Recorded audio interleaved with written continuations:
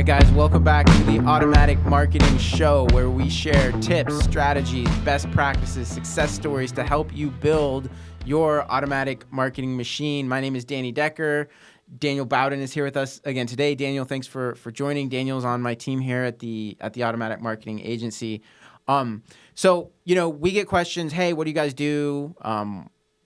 How do you guys help business owners? Well, at this point, we're very narrowly focused on running lead generation campaigns, usually using Facebook ads, Instagram ads, LinkedIn, sort of paid social media marketing, specifically to generate leads, right? We're not in the game of content marketing, organic social media marketing. And so a big piece of what we do actually happens off of social media. And that tool is called a landing page, right? So we're running ads trying to get people to go do something, buy something, sign up for a consultation, download something so that they get, so that you can capture their contact information. And so we run ads on Facebook, but then we build what's called a landing page off of Facebook. And so landing pages are super important. We thought it would be valuable to just kind of have some conversation around landing pages for a little bit here. So let's start there, Daniel. Like, what is a landing page? How's it different than a website?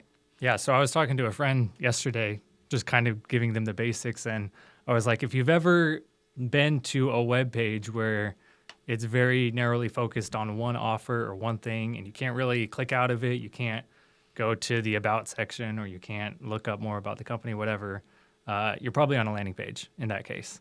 So landing pages are a web page connected to your website, but not necessarily the homepage of your website. It's connected to your website, and it's designed to promote a specific offer. Right. Like, you're trying to get people to do one thing on your landing page.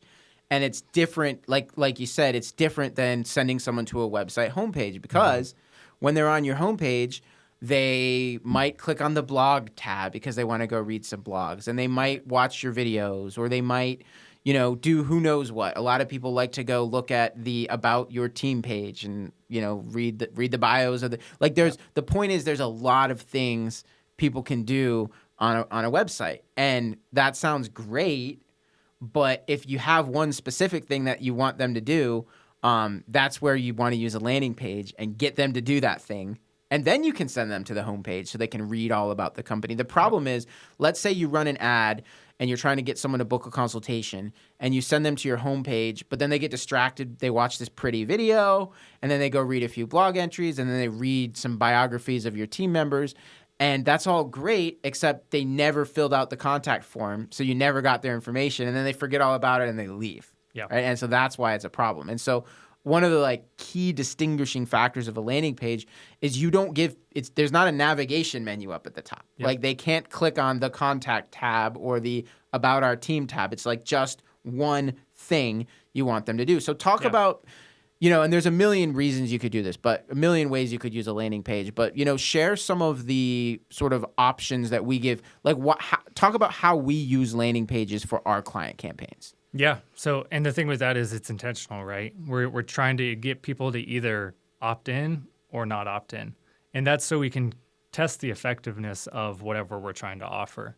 So ways that we've done it is booking a booking a consultation or downloading a checklist, right? Those are two kind of different approaches. And we distinguish them as kind of two types of campaign structures. There's what we call the Call Me Now campaign, which is where you're trying to get people to book a consultation, like you said. And then there's a lead nurture campaign where we're giving something away. To your point, it could be a checklist, it could be an ebook, it could be, anything. But you're giving webinar, but you're giving something away for free so that you can capture their contact information. So we tend to build our landing pages kind of around one of those two options. So let's talk about, I guess, where someone who's listening to this show can start. They're probably like, well, a landing page sounds good. I need to book more consultations. I'm not a programmer. How does somebody get started creating a landing page? Yeah, there's a lot of websites that you can use. I think even MailChimp, which we talked about on another episode, I think MailChimp has a landing page functionality if you just want to stay in there. But we use Unbounce, the name of our landing page specific platform. In Unbounce, you can do a lot of different things. You can A/B test your landing pages. so that you can change the color of the button or you can change the headline to see which one is performing better. So you're designing your landing page around your specific offer, and then you're testing different things within your landing page to see what performs best. Yeah. So Unbounce, that's UN Bounce, Bounce. Yep. Super valuable platform. Like you said, Daniel, we use it for just about all of our client campaigns. It makes it, I won't say it's easy. Like, it's not necessarily easy to use, but it's a lot easier than trying to, program a landing page through WordPress or something like that. It's fairly user friendly. Yeah. You touched on kind of the importance of testing. So talk for a minute just about how Unbounce, for example, but you can do this on other platforms too. Like, how do you approach testing a landing page? Yeah. So whenever you're creating a landing page, in Unbounce specifically, you create the URL where you're sending people to whenever they click on your ad. And then depending on how many different ways you want to test it, let's say you split the traffic 50-50. So maybe one page has a green button and another page has an orange button. Unbounce is going to send 50% of the traffic to the orange button, 50% to the green button. And then you can look at that data and see, okay, which people are clicking on the orange button, or are people clicking on the orange button more, or are they clicking on the green button more? And then from there, maybe you change it so that you only use the orange button, and then you want to test the headline. So which headline is more effective? So that's kind of a glimpse into different ways that you can test it. Yeah, and people that I talk to about this are always really surprised to hear, like, does the color of the button really matter? Like, who cares? Yeah. But it's like, we see the data every day. It really does matter. Yeah. We'll see routinely a difference in conversion rate, 2, 3, 4%, where nothing changes besides the color of the button. Mm-hmm. It's crazy. It doesn't necessarily make sense, but, people aren't logical. Yeah. And the messaging too, that's probably another big aspect to A/B test, right? Like, what is the copy on your page? What is the images you're using on the page? Those are all different things that you probably should be testing. Yeah. And I would say, maybe one of the most important things to test is a headline, right? Because a good landing page has a strong headline, and what that headline says really matters. Yeah. And so testing a few different options is really important. But I want to also touch on something that you sort of mentioned, which I think is super important, and it's the idea that you're only testing one change at a time, because this is where people will go wrong. We'll see it all the time where they're like, yeah, I have 2 different landing pages that I'm testing. It's like, great, I'm glad you're testing 2 different things. That's better than not testing anything. Yeah. But the problem is they'll change 10 different things. So they'll have version A of their landing page, and then version B has a different headline, different colors, different photo. It has all of these, all these changes, and maybe version B performs better than version A, but you don't really know why. Exactly. Yep.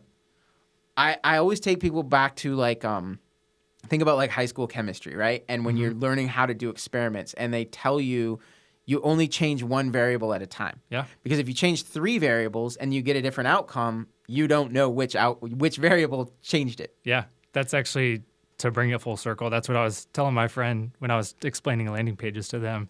I was like, it's kind of scientific in a way. Like, you're optimizing and you're testing for the best landing page. Yeah. And over time, by making relatively small changes, I always think I had this one campaign for actually a previous agency that I owned several years ago where we ran a specific campaign for years.